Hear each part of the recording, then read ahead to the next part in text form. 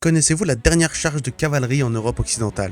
Nous sommes le 18 octobre 1918. Les Allemands sont sur le repli et la 5e division belge prend Bruges et s'élance à la poursuite de ces derniers. À 7 km de là, le 1er régiment des guides reçoit l'ordre de contourner la forêt près de la ville de Burkel, qui est tenue par des mitrailleuses allemandes, solidement retranchées. Le major Van Stridonk prépare sa cavalerie à charger. Les cavaliers, qui ont pris l'habitude de se balader à pied plutôt qu'à cheval depuis 1914, voient l'opportunité d'enfin remonter sur leurs chevaux. Il est 16h30, la charge est lancée, accompagnée de 2 autos blindés.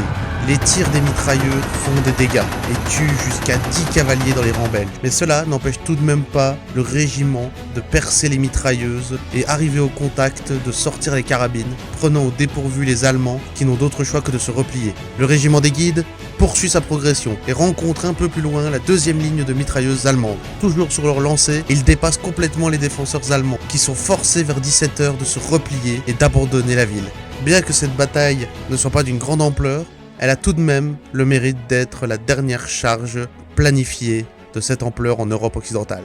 Donc si vous avez bien suivi, cela me permet de corriger ce que j'avais dit dans ma vidéo sur la bataille des casques d'argent, qui effectivement n'est pas la dernière charge de cavalerie, étant donné que nous avons celle de Burkel.